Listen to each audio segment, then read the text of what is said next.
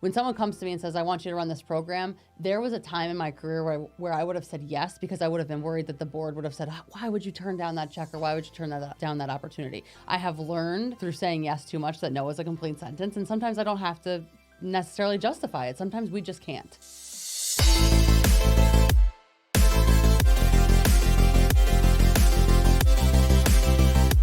Welcome to Seriously Catherine, a podcast about taking your business seriously, but not yourself.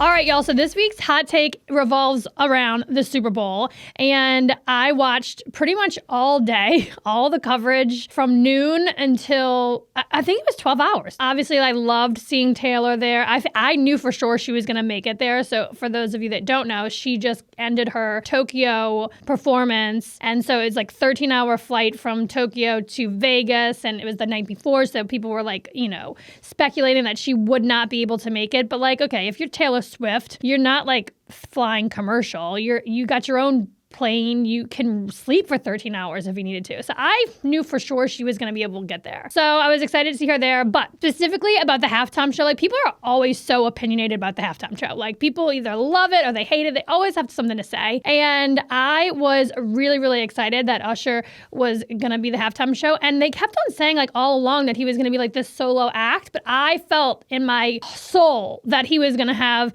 people come up on the stage with him and do this performance with him. And I almost died when we saw Alicia Keys come out. She looked fabulous in this like red catsuit cape thing. It was amazing. The piano was like really cool. Anyway, then, oh my God, I was freaking out when Little John showed up. I was freaking out. I was like standing up dancing. It was just like so much fun. And it brought me back to like, 2005 when I'm in college and that song would come on. And it's also a very big New Orleans Saints song. Like if you're at a football game in the Superdome, that song comes on and people just like go insane. So I was so excited to see him. And people are like, oh my God, did he have to take off his shirt? Yes, he's Usher. Of course he had to take off his shirt. Like, I would have been appalled if he didn't take off his shirt. Like, we're talking about Usher. I was telling my sister-in-law, like, leading up to him, like, he's going to roller skate. And she's like, what? And I'm like, yeah, Usher likes to roller skate. He's an avid supporter of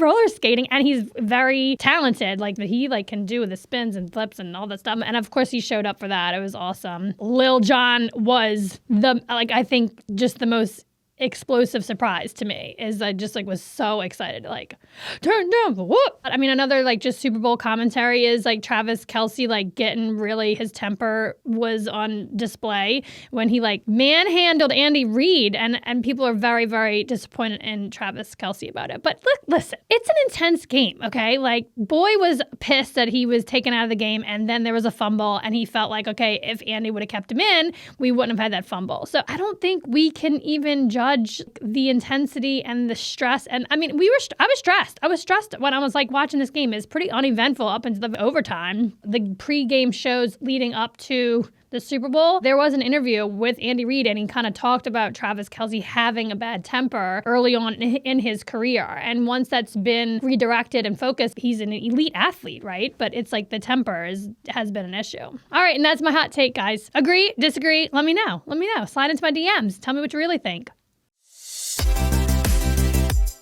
This week in Saratoga, they announced that John Legend is coming to SPAC, and maybe Chrissy Teigen will be here too. And their kids are adorable. Their daughter Luna is a Girl Scout, just like my daughter Posey. And shameless plug, Girl Scout cookie season is upon us. So if you want some Girl Scout cookies, we got you. The name of the event is called An Evening with John Legend, a night of songs and stories. Now, mind you, he's got an EGOT. Do you know what an EGOT is? It means that you have an Emmy, a Grammy, an Oscar, and a Tony Award. That's like mind blow, right? He is incredible. It just seems like he's just the full package, and I'm excited. He's coming to SPAC. He's coming to Saratoga Springs. How cool would it be to run into him on Broadway, just walking along? I wonder where he'll stay. Or maybe he'll stay in a trailer, like his own trailer he'll bring into town. Or do you think he'll stay at the Adelphi? Do you think he'll get an Airbnb? That would be funny if you're an Airbnb host and, John Legend is staying there. So I'm going to take this opportunity right now to talk more about SPAC, because I don't know if you're aware, but if you live in Saratoga and you haven't been to a SPAC show, you're missing out on the experience of Saratoga Springs in the summertime. Live Nation tickets went on sale as well. Like right now you can get a season of lawn passes for like $200. Maybe it's like $225 or something like that. But it's like so well worth it, even if you're not going to go to every single concert. The New York City Ballet comes, the Philadelphia Orchestra comes.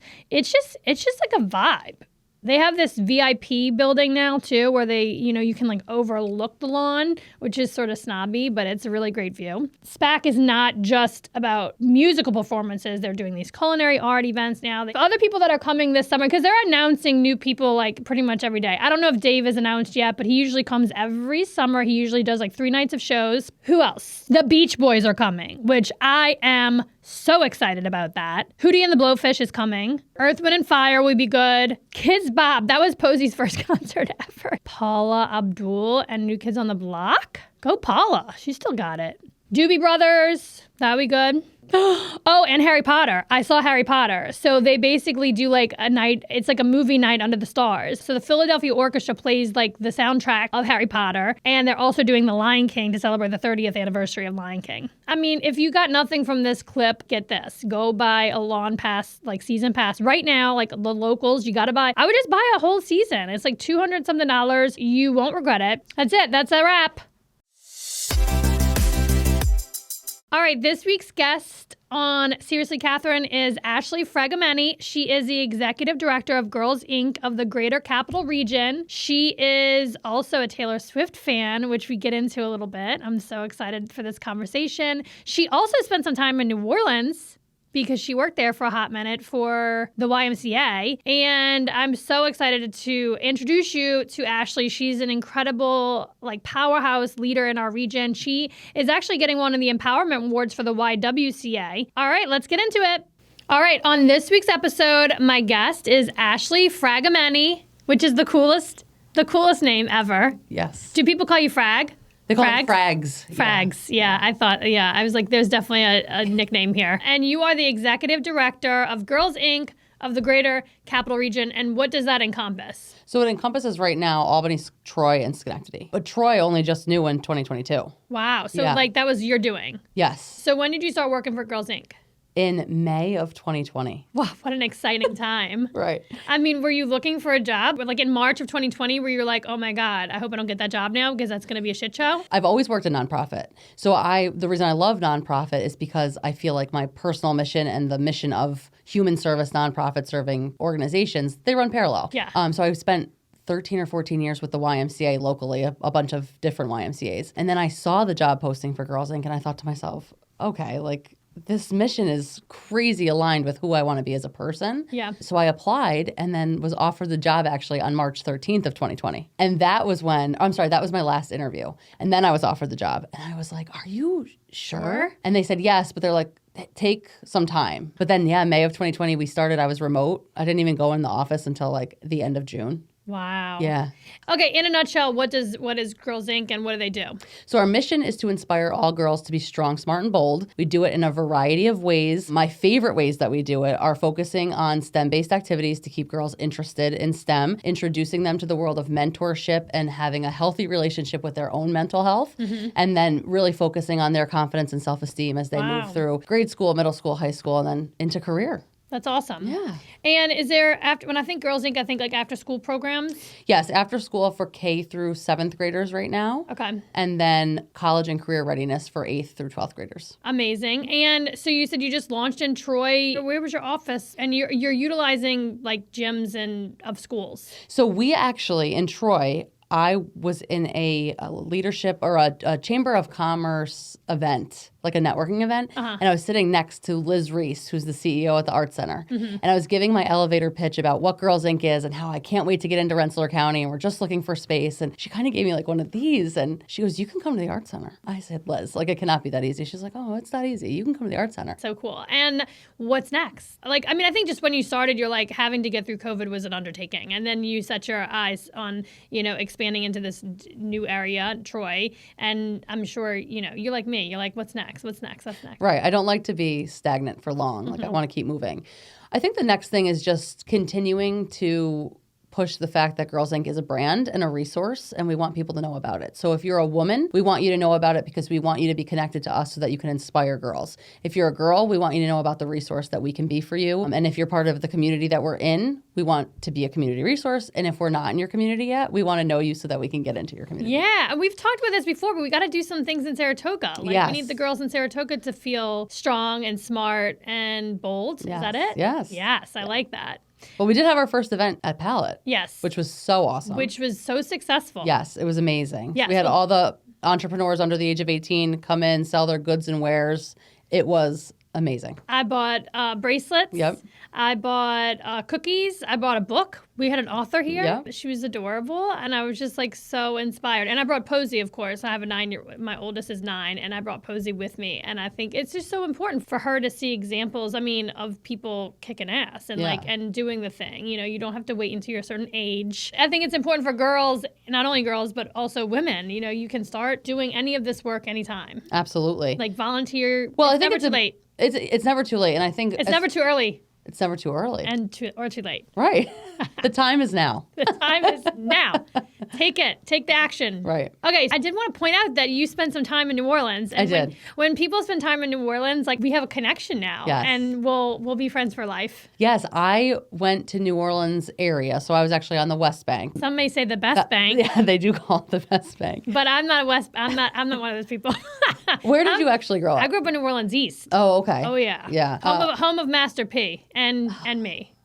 And probably Lil Wayne, maybe. Little Wayne, he was the 9th ward. It's the same ward, but different neighborhood. Okay. So I was on the West Bank in Belchase specifically, and I helped open a YMCA there. They had never had one. Wow. So it was part of the Greater New Orleans Association, and I spent 3.5 years down there. Wow. Loved it. You, like, out of nowhere, did you, like, just find a job, apply for it, got it, and you're like, I'm moving to New Orleans? So I had been working for the YMCA, and I had gone to high school here and college here, and then I was working locally, and I was like, oh man, I'm 20, whatever, I need to experience life outside of the Greater Capital Region. So I applied nationally to a few different associations, and I landed in New Orleans, and that was it. I was like, this was a great place to land. Did Katrina move you away? Like, what moved you back? I came back honestly because I'm a family girl, and I really miss my family. You missed your mama? I missed my mama bad. Yeah. Home is where your mama lives. I know. It's so true. It's hard. It's hard to be away. I mean, I'm away from home, and it's really, really hard. I mean, I get very homesick, especially on, like, Sundays. Like, Sunday is such a big family day when, you know, growing up, it was just a revolving door. And I grew up on the same street as all my cousins, so it's like if you didn't like what you were being served for dinner on any particular night, you could just go next door or across the street and get something else. And I don't know, it's just like that. I don't have that here, and it's hard to be away. Yeah, I mean, there's nothing like New Orleans. No, it's the best place to really learn that you can work hard and play hard and slow down and move at a fast pace. Like, you can do it all. Yeah. If you can survive New Orleans, you can do it all. Yeah, and you can eat healthy there. It's very hard. I didn't learn that until I started visiting after I had lived there. Yeah. So then you boomeranged back. I love a good boomerang story. Yes. I came back. I worked in Glens Falls. I was actually just telling this story to somebody earlier. I was hired for a job that I probably could have done with my eyes closed, but they were interviewing. I was down to the final 2, and they hired me and the man that they were interviewing. They split the job in half. And I was like, okay. So I did that for a little while. What was that about? Do you think they had to choose both of you? Like, you were just both so remarkable? It was a 2-person job? So I love the guy that got hired now. Okay, so his name is Tyler. But I will say that at the time that we both got hired, I think what happened was the leadership was an old boys club. And so they looked at Tyler and his personality, which was fun and charismatic, and you were drawn to it. And they thought, that's gold. We have to have that. And then they looked at me and thought, wow, she could do this job with her eyes closed. And they had to have that too. So I think it was the best of both worlds. Like, if they could have taken those parts of each of us and made one Megatron, they would have done that. So they had to hire both of us to get what they wanted at the time. Yeah. Okay. I guess I accept that. Where's Tyler now? He is he the executive director of a successful nonprofit? I don't think he's the executive director of one, but he does work for one. Okay, cool. So it's good. All right. Yeah. We like Tyler. Yeah, we like Tyler. All right, fine. I learned a lot because I had to share an office with him too. Oh. I'll tell you what. You want to learn something about yourself? Shit. Share an office with a man. With somebody else. Yeah. Yeah. So let's talk about the girls who make up Girls Inc. Okay. You know, the students. Are they Yeah, all students is a great way to put it. Yeah. Yeah. What's that experience like? I mean, is it like I'm joining like a club? So when a student or a family comes to us and says, you know, I want my daughter to come here, what does it look like? The first thing we do is kind of get their stats. What do they need, right? Because we're serving a girl today that's not the same girl as they were 5 years ago. So their age is really important, making sure that we have people around them that are that same age. We don't usually have this, but we want to make sure that we have enough of an age group that we're serving. So that's really important to us. But then it's really making sure that the parents understand that they're coming in here for an after-school program that's curriculum-based. So they're going to get media literacy, financial literacy, healthy sexuality, healthy mind, body, spirit work. It's like all encompassing. So it's important that they know that because it's not just your average after school program. Yeah. And it's free for the participants. So my job is to fundraise for all of that and to make sure that that can stay free for everybody. But that's obviously an attractor, right? Because if you've ever paid for childcare, Free childcare. it's insane to pay for it. Like it's so much money. So having a knowledge base with the parents is really like the first and foremost piece of it. And then it's really making sure that they feel comfortable there and that they feel like they're getting what they need out of it. We can't serve everybody. It's not realistic to say that we're going to be the right space for every single person. So making sure a girl really truly can thrive in our programs is so important. Do you need like mentors? Because why is childcare so expensive? It's payroll. It's like, having people responsible, people watching your children, so you have staff or is it all volunteer based? So we have staff, and it's really important to me and my leadership staff that we're hiring staff that work in the communities we serve. So the Troy staff live in Troy, the Schenectady staff live in Schenectady, the Albany staff live in Albany. I think that's super important to the development of the girl as well. And then outside of that, once they become middle school aged, we have our Council of Women for Girls, which is made up of those powerhouse women from the Capital Region. Who mentor the girls through the Eureka program, which is the college and career readiness. Yes. And you have some events coming up, which I'm really excited about. And I want to say you've been thinking outside of the box and doing events that are like very engaging and pulling people in, which is amazing. And it's not easy to do. It's not easy to do. And I'm very lucky to have a very innovative, very special director of philanthropic impact that just joined our team, Amari Duncan. Okay. She is a powerhouse. Yeah. And so she is really pushing me too to think outside the box and get a little bit more innovative. But we also have really great board members. Like the first person that comes to mind when I think about our events is Jennifer McPhee. Yep, who put together our Toro event, and that's all volunteer run. That is gold. That is so priceless to nonprofits to have a group of women who are like, yeah, we'll run this event. Yeah, I mean, are you doing it? You must be collaborating with Albany, the Black Chamber, right? Because Deshauna was a Girls Inc. She was a Girls Inc. girl. Yep, we've collaborated with her on some keynotes, and she's toured our girls around the facility. So it's great. It's a great partnership. She's another boomeranger. Yep. Yeah. So came back. I like talking to people who, are from here, left the area, came back. I really love talking to transplants who have chosen to live here and build their businesses and raise families here and stuff. I just think it gives you a unique perspective on how amazing this community is, and the Capital Region is where it's at. There's so many resources. It's a great place to live and work and play. So I love talking to people about that. I love a good boomerang story. Yeah. I just do. And it's nice to be able to serve the community in which I'm from. Yeah. There's nothing really like that. Yeah. So what I love about the Capital Region and being from here and serving the community in which I'm from is also the partnerships that come with it. So we have so many great partners, especially lately we've been working with WPO on an event where we're going to be recipients of a fundraiser that they're running. We are working with the Connect Center to host, and Walter Thorne to host bingo for the first time ever. At the Connect Center. It's going to be so fun. Seat Center is providing the food. So it's like an ultra collaboration, and I'm just so excited about that. And it's on March 8th, which is International Women's Day. So bingo is my jam. It's Walter Thorne's jam too. I am, I like to be involved with the kids, with my kids in the school. So I signed up like 2 years ago to be like the bingo lady. Yes. And so last year I had so much fun, more fun than any of the kids, like calling the numbers. It was so much. We got an old school bingo call machine, and it was so much fun. That's the night of, it's actually Mardi Gras Day, but you know, we don't know about Mardi Gras up here. We do a little bit know about Mardi Gras up here. We do, a little bit. At last year's Mardi Gras, I acted like it was Mardi Gras in New Orleans. Yeah. But I respected it. I don't know if anybody else respected that.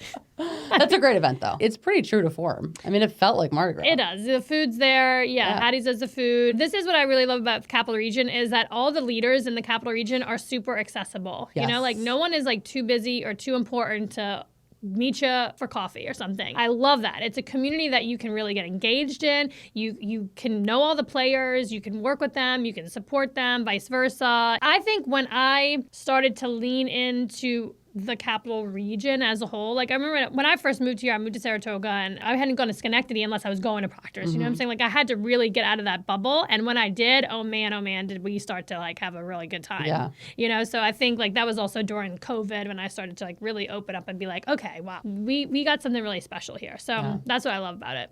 It's great. And I think to your point about the leaders all being accessible, they're also willing to share. Like nobody's gatekeeping. Right. I think for me, it's been as a newer executive, let me put it this way. I have been made to feel like I can ask a question. Right. Like you don't feel like, oh, like who's this broad coming along Yes. and thinking she's going to run Girls Inc. And there's support. There's optimism and there's a forward path. Yeah. And I probably feel comfortable saying that to you because you've been one of the people who hasn't like kept anything from me. Like you're willing to have the conversation. Oh yeah. And I think like an open book. Yeah. And I think that there's enough people that are willing to have the conversation that outweigh the people who are not. I just think about this. Like what's the harm that it can do for me to introduce you to somebody that's going to help you? Right. You know? No harm in that. Like if Exactly. anything, that person's going to be like, thanks for letting me help this person. Right. That made me feel good. I'm all about helping people help more people because that's what makes me feel good. Like help a sister out. Here. Here. Amen. Can I get an amen?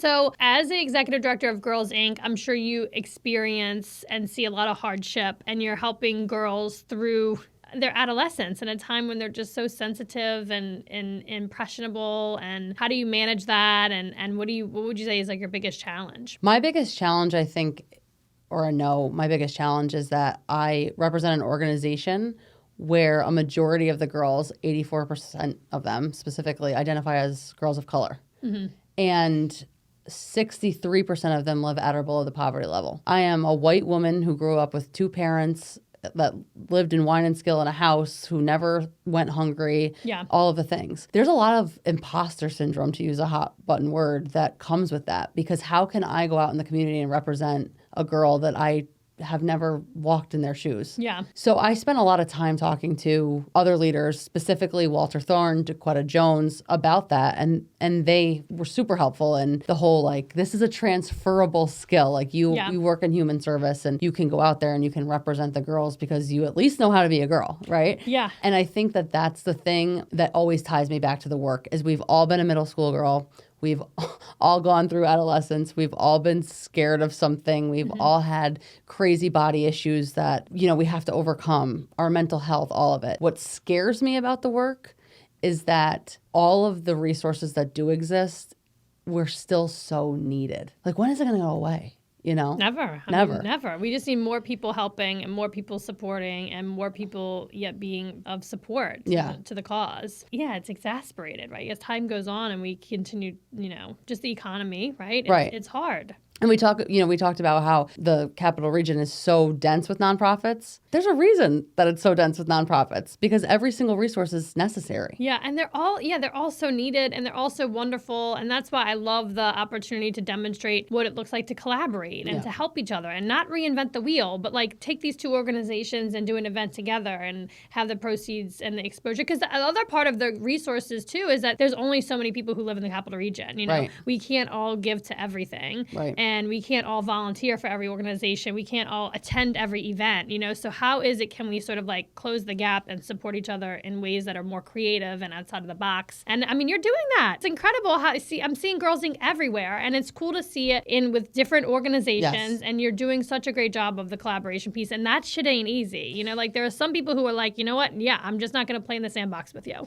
Right. And you have to know what you want. Like I was just having this conversation with a partner. They said, in lieu of kind of all of the work that it takes to do this one specific thing with the girls, what if we just write you a check?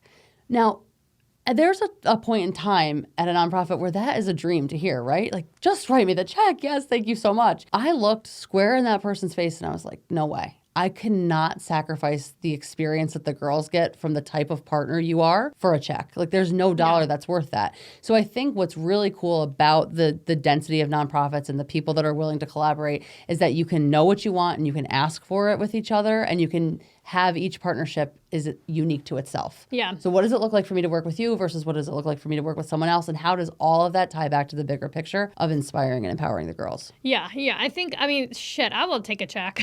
I know. But a lot of times you get the check and it comes with strings, right? It's like, I'm paying you for this particular program. And a lot of times it's like, this program doesn't exist. That's not what I need the money for. So, I think it's really important to be clear on what you need and why you need it and what you're going to do with it. Right. And I mean, it's the same like junior achievement. They call me all the time because they need people to come into the classrooms and talk about a different way of doing it, right? They don't want to have like the same example of go to medical school. Like that's not the reality for most of the people. They need it in just a different example of what it looks like to be a successful person. Right. I want to say all stay in our lane because I think all these lanes need to advance simultaneously, but recognize what the people around you are doing and what they're working on so that you can help advance them as well. Right. I don't know if any of this is making any sense whatsoever, but my point is like, yes, the money, it's not all about the money. It's about the engagement. It's about the mentorship, which I'm sure you need a lot of, right? And so to take it a step further from the nonprofit perspective, like when someone comes to me and says, I want you to run this program,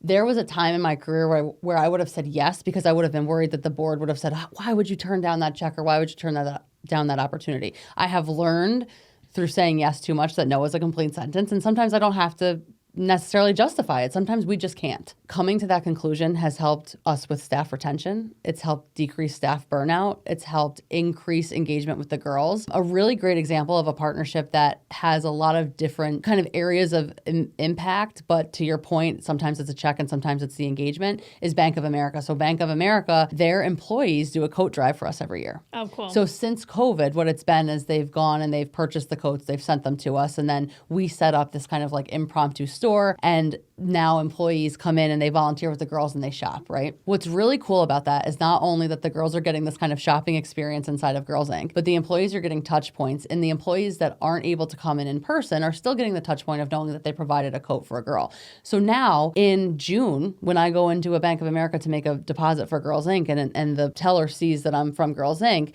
they have this touch point in their mind of, I bought a coat for a girl that works. Oh, you work at Girls Inc.? I bought a coat for her. So it's this whole idea that event, that engagement is not one dime comes from Bank of America. Yeah. It's the employees saying, I want to purchase a coat for a girl. It's a need. It's impactful. The girls get the experience of shopping. The employee now has this thing that they hold on to all year. And now when they do go to think about writing an unrestricted check to someplace, maybe Girls Inc. is top of mind. Yeah. Because as we know, unrestricted dollars go further because they can be used right away. Right, exactly. So that's really positive for us to have people that are ready to do the engagement work and not necessarily just write the check. And then there's the people that we do need the sponsorship dollars. Now, the difference now, I think, than maybe 5 years ago is when someone comes to you and says, I want to sponsor an event, they no longer want the step and repeat. They don't need the table signs. Like, they want to know who the girls are that they're working with, which, to your point, can get a little hairy because they want their specific financial literacy thing or their specific STEM activity to be the activity that you're doing or the curriculum you're running. And we're like, well, we can't always do that. Right. So how do we work together in the existing world of what we know we can do, what our capacity is? How can you come in and impact that? And if it means that you write us a check and you let us keep doing our thing, cool. If it means that this is our thing and you're going to not write a check, but you're going to come in and you're going to teach this piece of the curriculum, great. Yeah. But I think it's for the nonprofit side, for us, it's been reimagining who we are or rebranding us as who we are now, knowing that that's different from 5 years ago and being comfortable with that. Yeah. And that's a lot of growing pain because people were comfortable with the way things were. Right. And then COVID happened and then it was like, shake it up. And now it's like, no, this is who we are. Yeah. I don't have to say yes to you. Yeah. And if you do want to work with us, I'm going to provide you with the menu of options of ways you can do that. Yes, yes. I mean, I think you're doing a great job, and Thanks. I think like you're building such a great team, and I think being like that servant leader too is like giving your team the autonomy to run with things that that they're passionate about, right? It's hard work. It's emotionally exhausting on a multitude of levels, but you're doing an amazing job. Thank you. And I love you. And Thank you. anything I I love could you do, I too. think I want to do another girls market here. Yes, for like we sure. should do that recurring, right? Yes. Like how do we get more Girls Inc. in Saratoga? So we're always looking for ways to have a footprint, if you will. So right now we're talking about pop-up activities. The Girls Market was the first time we did something in Saratoga County like this. So we're just always like, so talking to you, like, you want to host a Peyton Sip? Great. Let's, have a Eureka night there. Yeah. So it's just kind of just small. We don't want to be like overpowering to people, because at the end of the day, if I was just having this conversation in Mechanicville. Like, I can't come in and run 5 days of after school programming because I don't have the staff for that and you don't have the capacity. So let's slow down. How can we do one event, get the community to know who we are, get comfortable with the fact that we have resources, and we're not trying to rob Peter to pay Paul kind of thing. Yeah. And the slow and steady is a totally great, like, I need to take a page out of your playbook. Yeah. Because a lot of times I just like go all in and you burn out, and, you certainly waste a lot of resources that way. So kudos to you. I think you're awesome. Thank you. I think you're awesome. What else do you want to point out or bring up? Should we talk about Taylor Swift? Because I know you love Taylor Swift. I would love to talk about Taylor Swift. Don't make my day or anything. Okay, so you had a Taylor Swift birthday party, which I was hoping and praying that Ruby would let me have a Taylor Swift birthday party for her, but she said negative. She said maybe next year. So, well, wait, first of all, tell us about your Taylor Swift birthday party. Okay, so I'm a December baby. Okay, this is important to note. It's not December 13th, is it? It's December 12th. Okay. Whoa. It's the day before. So we're already kindred spirits. Close. You're in the vicinity. But I'm a December baby, which I think is important because people are always like, oh, your birthday's in December. That sucks. Yeah. Christmas, blah, blah, blah. Not for me. Like, my parents never...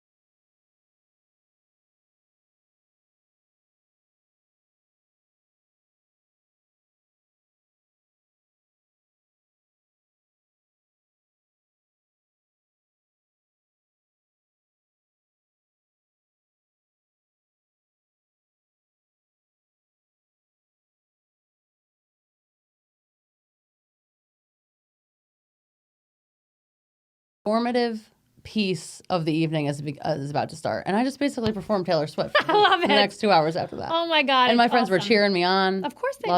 It was great. So much fun. I love that. I love that you just took the reins and you were like, "I'm leaning into this." That's what she did. She was like, "Yeah, I'm gonna go on tour. I'm gonna literally perform all the albums. Meet you there." Yep. Did you go see the movie? I went and saw the movie twice, and I've now rented it 3 times. I love it. Have you seen her in concert? No, I am not that rich. Okay. Did you hear the news that people say that there's more females watching football now because she's at the games, but specifically more daughters spending time with their dads? Oh, no, I didn't hear that, but that's so cute. It makes sense. I think it's funny, like, people are so triggered by this whole thing. Like, so there's, like, the guys who are like, I'm so tired of hearing about Taylor Swift, But it's like, she is a mastermind. She is. I wouldn't be surprised if it was all just a fun little social experiment that she's doing. You don't think they're going to get married? I don't know. I feel like I wouldn't be shocked if, like, they broke up, and I wouldn't be shocked if they got married. Yeah. I think it's like the puppy love is so adorable to watch. I think the social experiment was this last week when Jason was at the game too. And because people were getting so, like you said, triggered about her being at the games and her cheering and her being so excited. But then Jason's like jumping out of the suite with no shirt on and everyone's like, wow, he's so funny. I know. He's so charismatic. And it's like, she can't even cheer for her man without being told like she's too much. Right. I think we give them too much credit sometimes. Like, I don't think Jason was like, I'm going to steal the show just to point out that that Taylor's not so bad or whatever. I think that they're just like being themselves. They're just like, they're acting like who they are and they're being social, and he's just a dude. Getting amped he's literally just a because dude. His brother got a touchdown. He's like just, took his shirt off and he's wasted, I'm sure, because he's like, not playing football right now. Right. But we can't get enough. So, I mean, after listening to this episode, people are going to be like, how can I work with Girls Inc? So what sort of like partnerships are you looking to forge in the near future? So the best types of partnerships are ones that come with engagement opportunities. So we really want all women and men in this area who have positive experiences and positive opportunities to share with the girls to do that. For our Eureka girls, which is our high school girls, specifically 10th, 11th, and 12th graders, they are in need of internships. I didn't talk about this as much as I usually do, but the thing about our internship program program that's so cool is we're giving girls an opportunity to try something and not like it, which is not normally what people think about when they think about an internship. Like, we want girls to try it and say, no, I don't like this, so I'm not going to pursue this field in college, you know, like, so let me try something else kind of thing. We had a girl that wanted to be a vet, so she said to Kelly, our Eureka manager, can you get me an internship at a veterinarian's office? She said yes. So she got her the internship at Just Cats on Route 9. So the first day of the internship, Kelly calls the girl and she says, how was it? And she goes, I forgot to tell you that I'm terrified of cats. Oh my God. And so Kelly goes, oh my gosh, what are we going to do?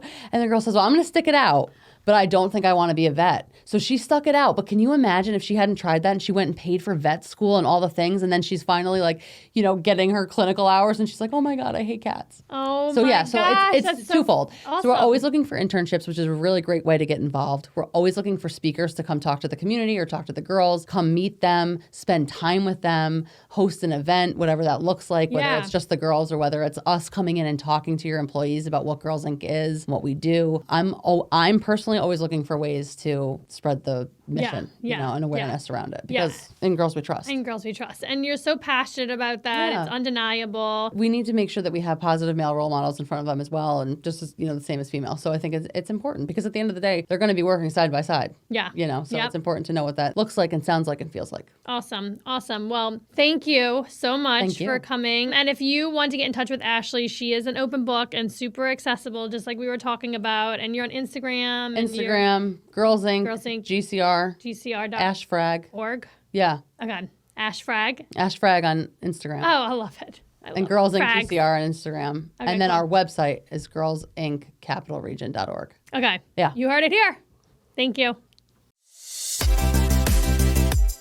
My facepalm mom moment of the week also revolves around the Super Bowl. So the backstory is that I had a party to go to Saturday night. It was a Mardi Gras themed party at the Adelphi, and I may have had one too many hurricanes. And I was like shoving king cake into people's mouths at Adelphi at the bar after the event because they had king cake. And so I took it upon myself, like I was obligated to demonstrate to people what a king cake is and how you eat it. And I kept on telling them there's a plastic baby inside the king cake. I woke up very hungover, pretty much stayed on the couch horizontal all day. I think I watched 12 hours of Super Bowl pregame show, the game. I mean, all of it. I was committed fully to the Super Bowl. And Ryan and Sonia actually had my kids at the bowling alley for some of the Super Bowl game. Anyway, they got home and I let them stay up and watch this game, which is such a stupid move. Like, why? So this morning they all slept in, and I don't usually have to wake my kids up to go to school and like get ready and have breakfast and everything. They're waking me up. I'm not a morning person, but this morning I had to do that and it was miserable. So yeah, it was tough, but maybe they will always remember the overtime. Anyway, my whole facepalm mom moment was just the fact that this is so sad. I was hungover. I was still hungover like at 10 p.m. I paid the price the next morning. I just couldn't wait to get to Pallet because I was already exhausted from the first shift of work that I had this morning as a mother. All right, moms and dads, I got a parenting hack for you, and it's called the Hoffman Car Wash. If you are a member of the Unlimited Car Wash Club, you're in for a real treat because you can go for free, essentially, if you're paying the monthly fee. I don't know if we're doing any girl math or mom math here, but you pay the fee and you can go get a car wash as many times as you want. And it's one of those things that's like a multifaceted experience. If I'm with the kids, they love to ask the car guy, like if he can draw a little design on the window. They always play ball. They always do something fun. And then we go on through the car wash, and it's almost like this thing comes over my kids, like they're not psychopaths when we leave the car wash. It's like some sense of like therapy for them. Also, form of therapy when I am by myself and I need to go to the car wash because it's the only place I can scream out loud with no judgment. So if you are not already a member of the Unlimited Car Wash Club at Hoffman, you are missing out on a treat. Thank you for listening to this podcast. And if you want to connect with me, slide into my DMs on Instagram. My handle is Catherine Hover.